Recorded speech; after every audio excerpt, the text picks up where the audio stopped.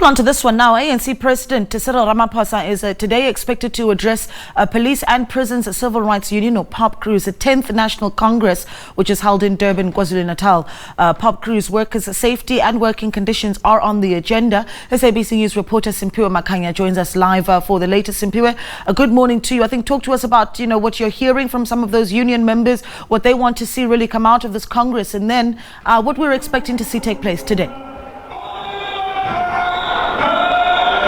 You're absolutely right, Naledi. The issue of workers' safety as well as their day-to-day challenges when it comes to doing their work is going to be, one of the issues that are going to be really looked into here at the POPCRU's 10th Congress taking place at the Durban's ICC. But of course, Naledi, as you said, that President Cyril Ramaphosa, as ANC President, is expected to address the delegates that have converged here, for the next 5 days, and those delegates are about 1,300. Let's speak to the union itself now to find out what we can expect in terms of the deliberations from this week. So thank you so much for your time, Richard Mamabolo, who speaks on behalf of POPCRU. What really, as the union, are you expecting to come out of this conference? Thank you. Look, this is our 10th National Congress. It happens every 4 years. And what the main key issues will be discussed is obviously to make a reflection around the past term of office, looking into challenges within the criminal justice cluster in its entirety. And of course, we're expecting that from here on, delegates will deliberate around how best we can actually ensure that we provide better services for our members and ensure that we build our union in the next coming 4 years. Let's talk about the relationship that the union has with the governing party, the ANC. Are you happy with the current relationship? And also looking at the fact that next year we're heading to the elections, what is going to be your stance as the union? Look, there have been a number of challenges, of course. I think the ANC is the governing party in government. And of course, throughout the years, there have been challenges which we deliberate on within collective bargaining councils.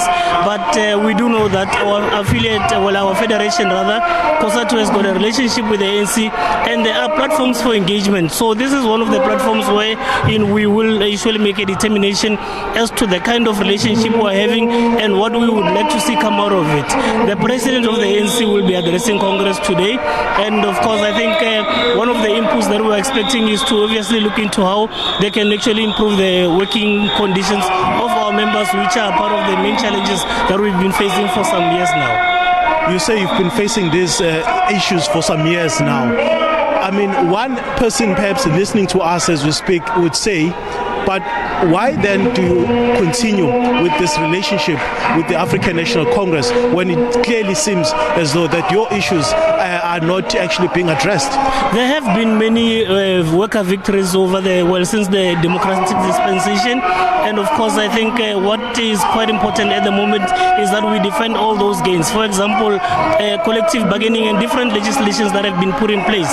So we do have a platform to engage with the ANC, and from time to time we might not agree on certain issues, but we do not feel that there is any other alternative as opposed to the ANC at this current moment, which can actually prioritize the plight of workers. Let's talk about the safety of your workers. The issue of police killings, as you may be aware, is quite a thorny one, especially here in the province of KwaZulu-Natal. What sort of message would you expect from the people who are leading the union to be addressing your workers? Yeah, look, we recently had a policing indaba wherein we looked into all those challenges around police killings, and in fact, just this year alone there have been over 64 police officers killed.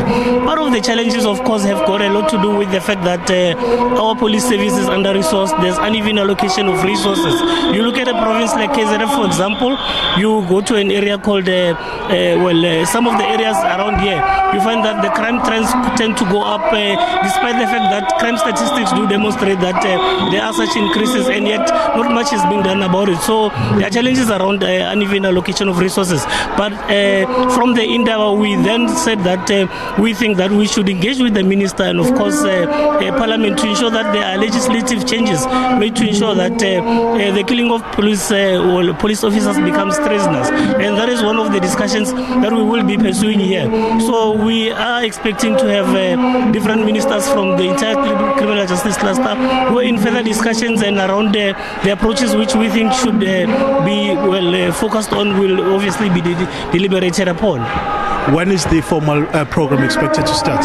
We are expecting to start within the next hour. You remember that delegates are coming from different areas, but as you can see, the hall is filling up, and within the next hour we should be starting with the business of Congress. Thank you so much for your time. Thank you. Richard Mamabolo, who speaks on behalf of POPCRU, saying there that they are expecting, to really delve deep into some of the challenges that are facing workers, as about 1,300 of those workers will be converging here, Naledi, to discuss their issues and also, quite critically, to elect the new leadership of this union. Back to you in studio, Naledi. All right. Simphiwe Makhanya there, our reporter in Durban, bringing us, of course, the 10th National Congress of the Police and Prison Civil Rights Union. We are expecting also ANC President Cyril Ramaphosa to be addressing that Congress.